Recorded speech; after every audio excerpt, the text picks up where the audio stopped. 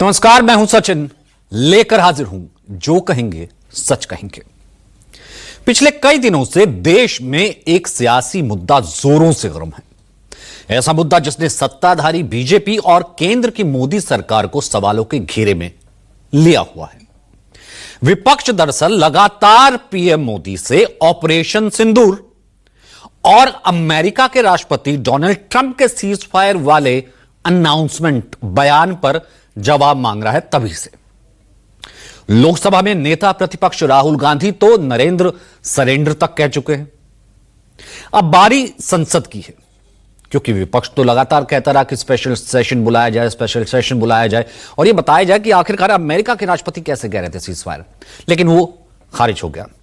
तो अब उसके बाद यह पहला सत्र है, मॉनसून सत्र। तो ऐसे में सवाल यह कि क्या इस मॉनसून सत्र में पीएम मोदी विपक्ष के तमाम सवालों का जवाब देंगे? राहुल से डरता है सत्ता पक्ष या यूं ही हंगामा करता है विपक्ष? इसका जवाब ही मिलेगा।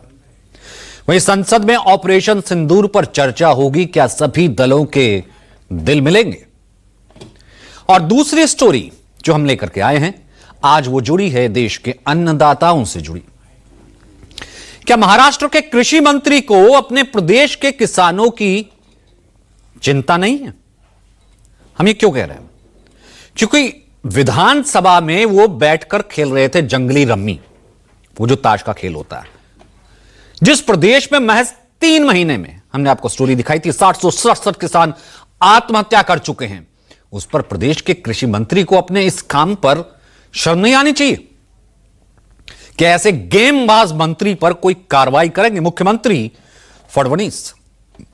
और तीसरी और अंतिम स्टोरी गुड न्यूज है। न्यूज 24 की मुहिम रंग लाई है। गर्भवती महिला के गांव में सड़क आई है। आज इसी पर जो कहेंगे सच कहेंगे।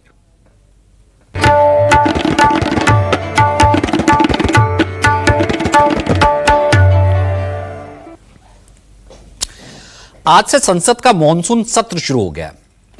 पहलगाम आतंकी हमले और उसके बाद हुए भारत पाकिस्तान के बीच संघर्ष के बाद यह पहला पार्लियामेंट सेशन है। सत्र की शुरुआत से पहले प्रधानमंत्री मोदी ने अपने संबोधन में कई बातें कही, जिसमें सबसे खास पाकिस्तान पर भारतीय सेना का ऑपरेशन सिंदूर और बाकी सियासी दलों से अपील की। उन्होंने संसद के सत्र को विजयोत्सव, तो विपक्षी दलों से अपील की कि दल हित में मत, क्योंकि दल हित में मन भले ना मिले लेकिन देश हित में मन जरूर मिलने चाहिए। पहले सुनते हैं पीएम मोदी का वो बयान, फिर आपको इसका पूरा एनालिसिस बताएंगे। ये मॉनसून सत्र एक विजयोत्सव है। पूरी दुनिया ने भारत की सैन्य शक्ति का, भारत के सैन्य के सामर्थ्य का रूप देखा है। ऑपरेशन सिंदूर में भारत की सेना ने जो लक्ष्य निर्धारित किया था 100% अचीव किया। मैं इस वास्तविकता को स्वीकार करता हूं कि दल हित में मत भले न मिले लेकिन देश हित में मन जरूर मिले। बात सही भी है कि दल हित में मन भले ही ना मिले लेकिन देश हित में मन जरूर मिलने चाहिए। लेकिन क्या वाकई में ऐसा होता है या ऐसा होगा भी? विपक्ष के आरोपों की माने तो नहीं, क्योंकि विपक्षी दल इस सत्र के लिए अपने मुद्दों की एक लंबी लिस्ट तैयार करके आए हैं, जिस पर वो कह रहे हैं कि सीधे पीएम मोदी इसका जवाब दें। क्या वो लिस्ट है? सबसे पहले पहलगाम आतंकी हमला, जिसमें 27 निर्दोष नागरिकों की मौत हो गई थी। फिर हुआ ऑपरेशन सिंदूर। पहलगाम आतंकी हमले के बाद भारतीय सेना ने पाकिस्तान के अंदर बने आतंकी अड्डों को तबाह करने के लिए ऑपरेशन लॉन्च किया, जिसमें 21 मिनट में 9 आतंकी ठिकाने तबाह कर दिए गए। विपक्ष इसका ब्यौरा मांग रहा है। सीज फायर में ट्रंप की भूमिका क्या है?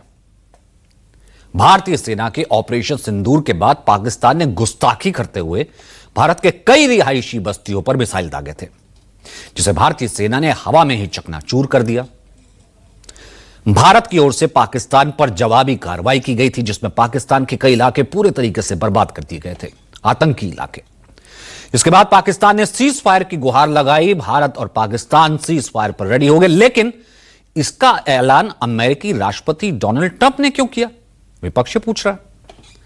अब तक 1, 2, 3 नहीं 24 बार सीज फायर का वो क्रेडिट खुद ले रहे हैं।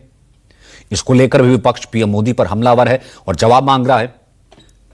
फिर लगातार वो सवाल उठाता रहा विदेश नीति, फॉरेन पॉलिसी इस बीच कि भारत पाकिस्तान के बीच ये जो संघर्ष हुआ उसमें हिंदुस्तान के समर्थन में किसी भी देश का खुलकर सामने नहीं आया कोई।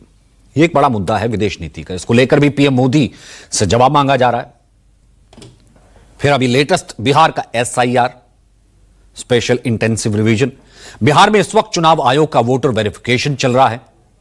इसको लेकर भी विपक्ष जवाब मांग रहा है। फिर एक पिछले सत्र से लगातार विपक्ष कहता रहा है मणिपुर का मुद्दा। मणिपुर के मसले पर भी विपक्ष लगातार पीएम मोदी से सदन में जवाब की मांग कर रहा है।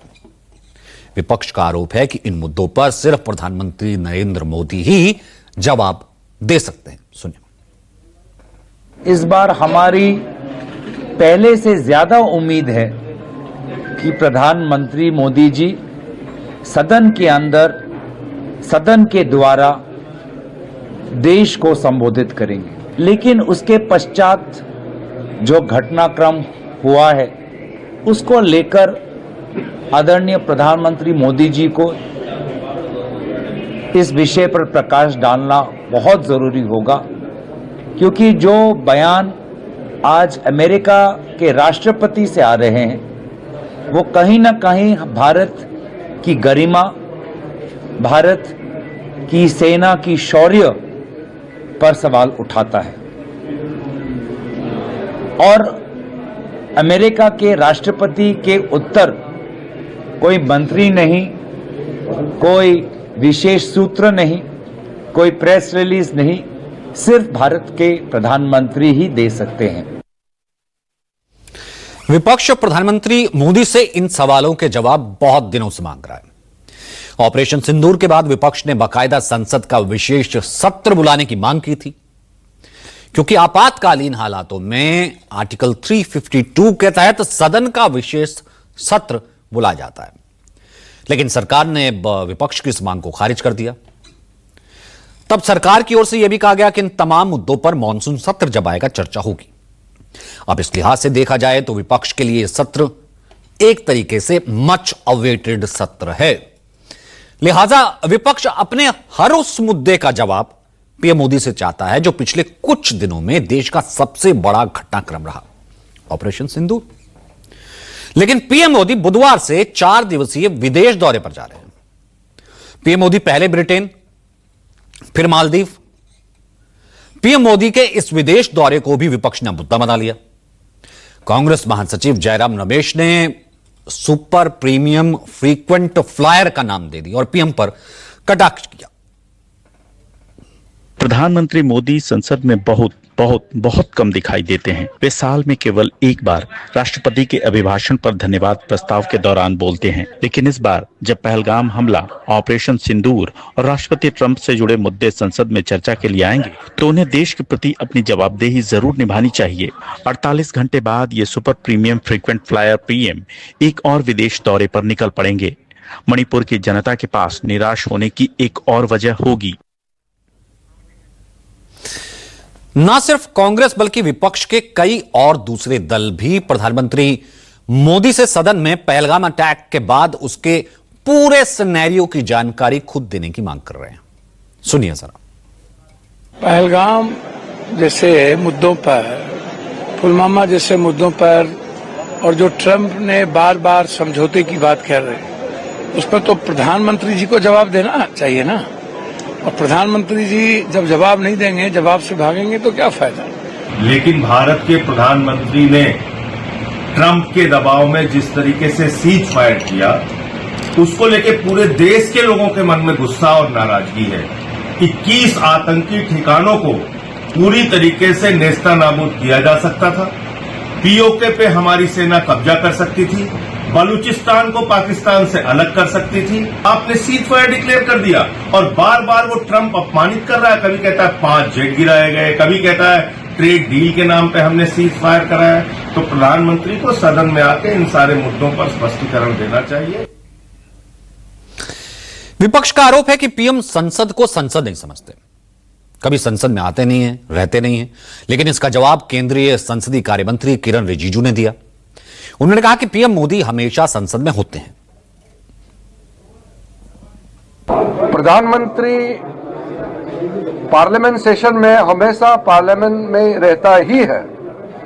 सिर्फ विदेश के दौरे जो होते हैं या किसी राज्य में बहुत विशेष कार्यक्रम होता है तब जाते हैं, वरना प्रधानमंत्री आज तक जितना प्रधानमंत्री रिकॉर्ड में हमने देखा है सबसे ज्यादा पार्लियामेंट में आदरणीय मोदी जी रहते हैं। हाउस के अंदर में पूरे सत्र में प्रधानमंत्री नहीं रहते हैं, ये सबको मालूम है। और आदरणीय प्रधानमंत्री जी जब क्वेश्चन आवर होते हैं और जिस दिन प्रधानमंत्री का कार्यालय का क्वेश्चन होते हैं, आज तक एक बार मिस नहीं किया है। वहीं विपक्ष के आरोपों के बीच सरकार मॉनसून सत्र में ऑपरेशन सिंदूर पर चर्चा के लिए तैयार हो गई। इस मुद्दे पर दोनों सदनों में चर्चा की जाएगी और इसके लिए समय भी अब तय कर दिया गया है। लोकसभा के बिजनेस एडवाइजरी कमेटी बीएसी की बैठक हुई और उसके बाद यह तय किया गया कि 16 घंटे लोकसभा में चर्चा होगी, आम राय बन गई सभी दलों से। वहीं राज्यसभा में इस मुद्दे पर 9 घंटे बहस होगी।